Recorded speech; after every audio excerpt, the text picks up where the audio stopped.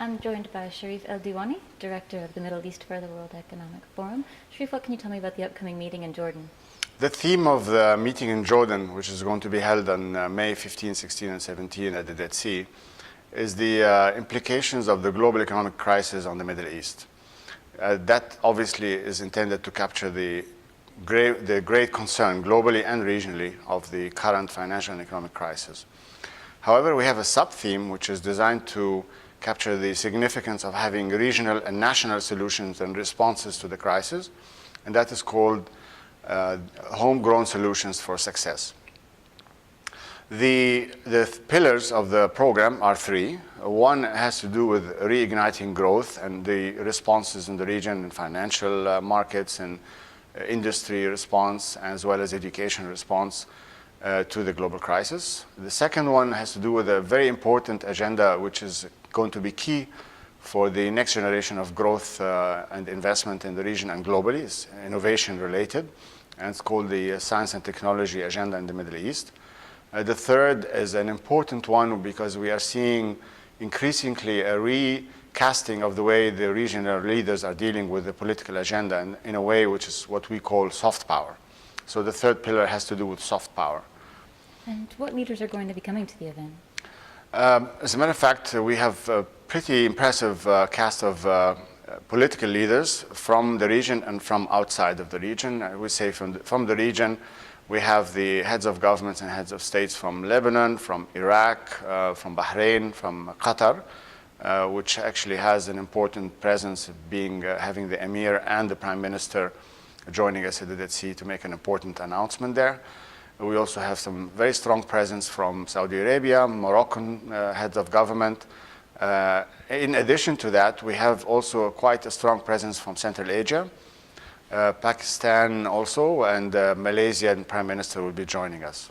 We are finally working with the government of Jordan, and His Majesty is in Washington as we speak now. The intention is to have significant presence from the U.S., given the importance of the region for U.S. foreign policy. And we think that we're going to be successful in having quite an important presence there with the help of His Majesty. Great, and the current financial crisis is no doubt going to take center stage at the meeting. What impact is the crisis having on the region, and what are the most pressing issues in the region right now? One of the most important, obviously it is a big agenda. It takes 60% of the program. Perhaps to mention two as an illustration, one of the pressing issues is the implications or the meaning of such a global transformational crisis on corporate governance. There is a group that works very closely with the World Economic Forum. They created the Arab Business Council of the World Economic Forum, and they're going to be working with the INSEAD and with other experts from the Global Agenda Council on Corporate Governance.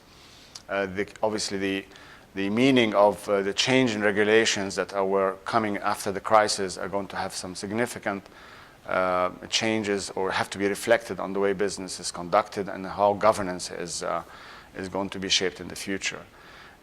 Right now, as fundamentally there is a questioning of all the conventional models of corporate governance, all the standards, so there's an opportunity for innovation, and that's what the Arab Business Council is now looking for, and will be bringing to the meeting an agenda which I suspect is going to be quite innovative.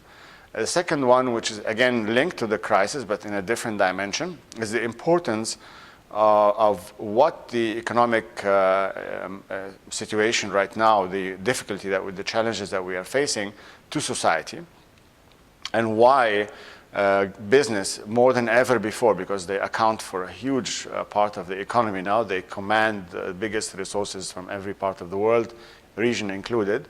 How can they integrate into their business model a response to social aspirations and societal needs, as well as sustainability question? And that will be the second contribution that we will see from the Arab Business Council at the Dead Sea. And with so much on the agenda, what outcomes are you hoping to see from this meeting? Two, again. One is linked to global issue or a global agenda of governance. We have a very ambitious initiative called the Global Redesign Initiative. It's done in partnership with the government of Qatar, Singapore, and Switzerland.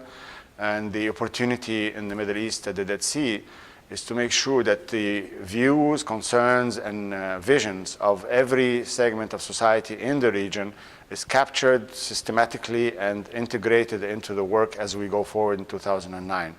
So that's one output I would like to see achieved and focused. And we have quite a focused agenda on that. We have a series within the program. We have a number of private events targeted to CEOs and political leaders to make sure that we capture as strongly as possible the view of the Middle East into this global redesign initiative. The second one, which is a new way that of dealing with science and technology, we are integrating into the meeting diaspora of Arab scientists who have accomplished themselves and are successful in their positions globally. We're inviting 20 of them to join us at the Dead Sea. They will be working with business and with policymakers in the science, for example, the ministers of science and research, the heads of academic institutions in the region, to map, if you may, or to put a vision of how the architecture of science and research in the region should look like in the decades to come. Great, thanks so much, Sherif. Again, that's the Dead Sea, the shores of the Dead Sea in Jordan, May 15th through the 17th. We look forward to seeing you there. We're looking forward to see everybody there.